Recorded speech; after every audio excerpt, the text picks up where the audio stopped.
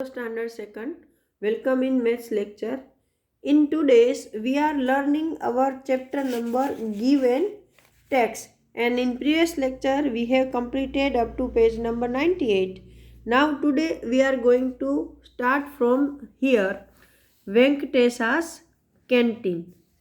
तो ये वेंकटेश नाम का कोई आदमी है जो कैंटीन चला रहा है, जहाँ लोग खाना खाने आते हैं, स्नैक्स खाने आते हैं, और उसके बदले में वो उसको ऐसा बिल लिख कर देता है। बिल मतलब कि आपने कितना खाना खाया, उसके अकॉर्डिंग आपको कितने पैसे देने हैं। तो वो पैसे हर चीज़ के वहाँ लिख के देता है, ऐसे जैसे इन कस्टमर को दे रहा है।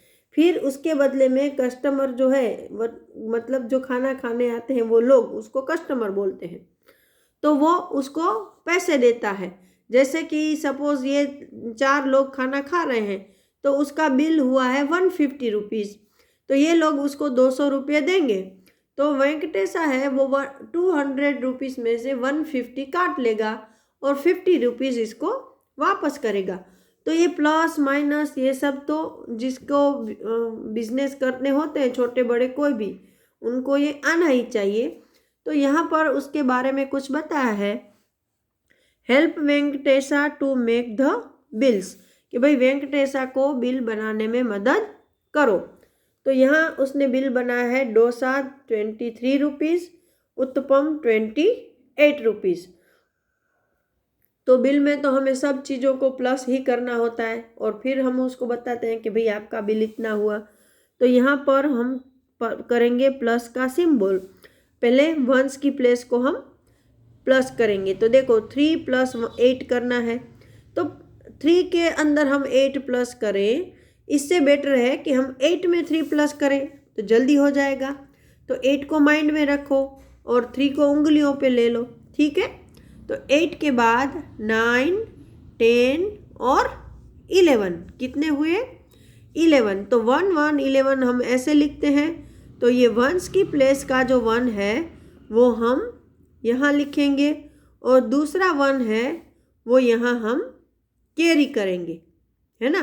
क्योंकि आपको पता है कि 10 जो बीड्स होते हैं, जैसे हमने छुट्टे मोती और वो सब सीखे थे ना आगे, कि जब 10 + 1 11 होते हैं, तो 10 मतलब एक पूरा हार, तो वो यहाँ चला जाएगा, और जो छुट्टे मोती है वो यहाँ रहेंगे।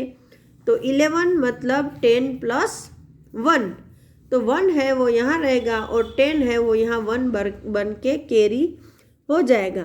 अभी देखो 2 + 1 3, 3 + 2 4 और 5, तो यहाँ कितना हुआ?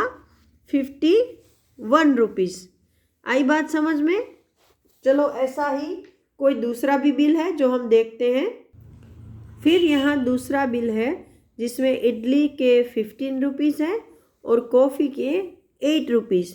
तो इसको भी हम प्लस करेंगे, तो यहाँ पर प्लस करना है। वापस वंस की प्लेस को पहले प्लस करेंगे, तो इसमें भी 5 + 8 है।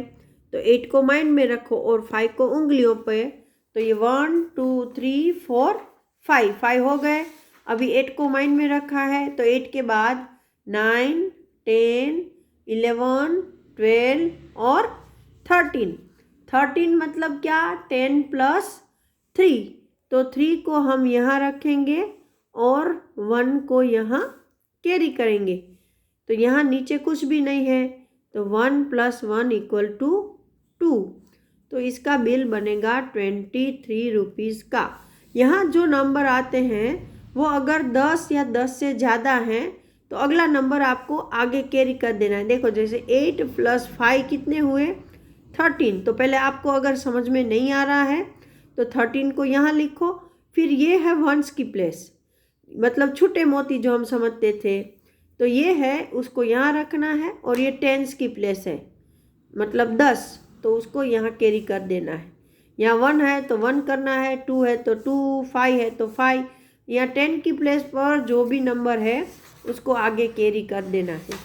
ओके, नाउ हम दूसरा बिल देखते हैं।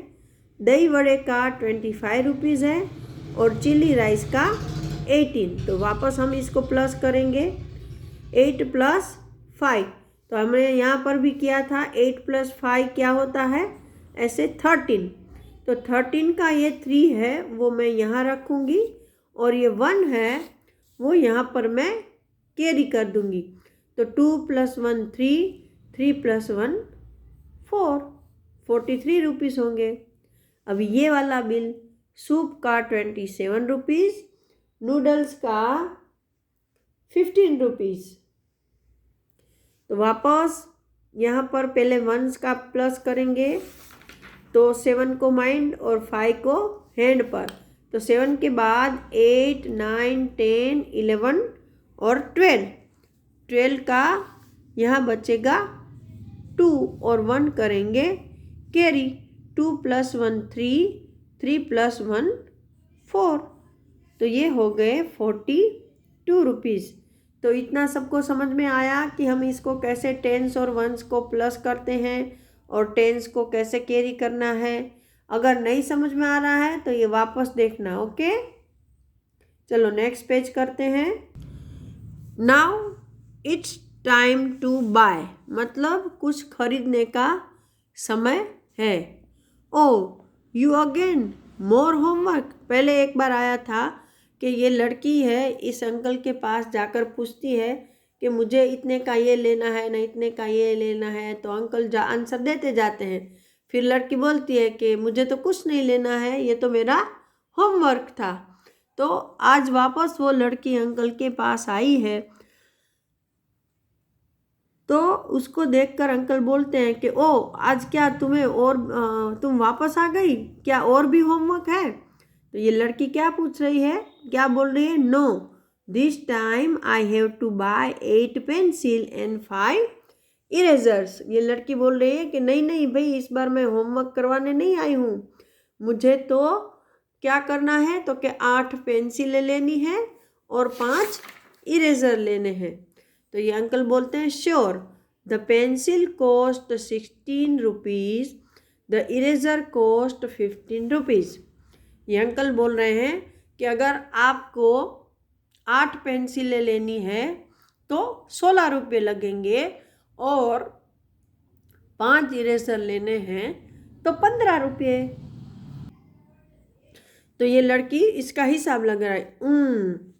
16 rupees means 1 10 rupees note and 6 1 rupees coin. ये हिसाब लगा रहे कि 16 रुपीज़ मतलब कितने, तो कि एक 10 रुपये का नोट और 1 रुपीज़ के 6 कॉइन, मतलब ऐसे एक 10 रुपये का नोट और 1 रुपीज़ के 1 2 3 4 5 6, तो ये हो गए 16 रुपीज़। ठीक है, फिर दूसरा, so I can write it like this. तो 16 को आप कैसे लिखोगे, तो ये रुपीज़ 10 रुपीज़ की नोट का बॉक्स है और ये 1 रुपीज़ का, तो एक 10 रुपये की नोट और 6 1 रुपीज़ के सिक्के, ऐसे लिखना है। Now I put the coins together, there are, एक मिनट हाँ बेटा, तो वैसे इसने 16 रुपीज़ का हिसाब तो लगा दिया, लेकिन अभी 15 का बाकी है।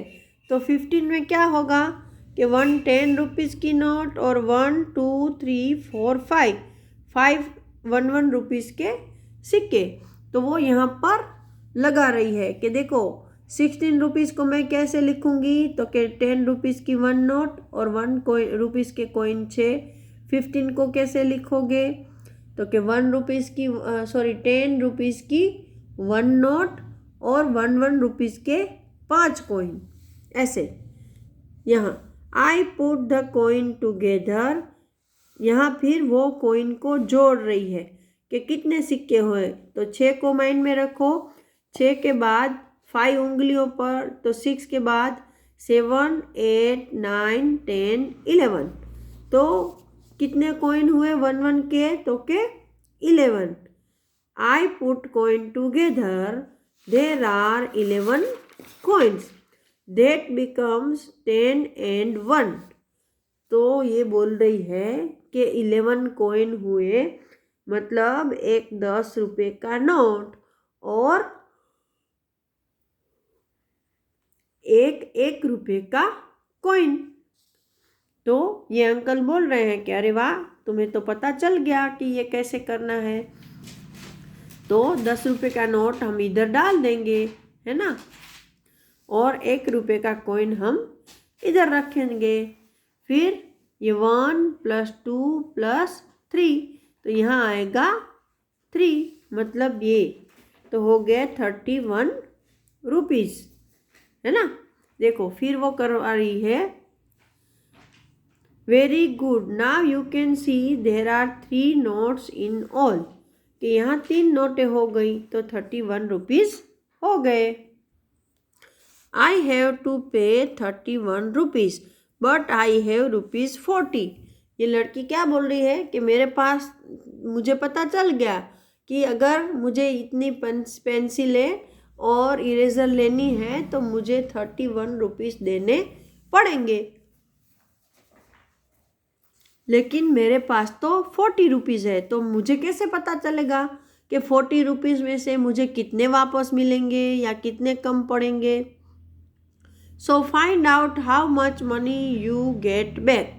तो अंकल ने बोला कि तो तुम ढूंढो कि कितने रुपए मिलेंगे। तो देखो 40 मतलब 40 और 31 मतलब 31, तो 0 में से तो 1 निकलेंगे नहीं। तो हम पहले करते थे ना कि ये नेकलेस में से एक नेकलेस तोड़ दिया और जो 10 मोती बिखरे वो यहाँ डाल दिए, मतलब 10 का 1, और यहाँ पर एक नेकलेस कट हो गया तो यहाँ बचा 3। अभी 10 में से 1 कट होगा तो बचेगा 9, और 3 में से 3 कट हो जाएंगे तो बचेंगे 0। तो मतलब उसको 9 रुपीज़ वापस मिलेंगे। I will get back 9 rupees. तो ये हो गया उसका प्लस एंड माइनस। तो आप भी ऐसे कर सकते हो, दुकान पर जाकर कुछ लेकर आओ, कुछ खाने की चीज़ छोटी बहुत 5-10 रुपए की, और फिर एक्सचेंज करो और पता करो कि तुम्हें कितने पैसे मम्मी ने दिए थे, कितने की चीज़ परचेज़ की और कितने वापस आए, और वो सही आए या नहीं। तो आज का लेक्चर यहाँ तक। अगले लेक्चर में हम आगे के सम्स डिस्कस करेंगे। Till that time, goodbye everyone.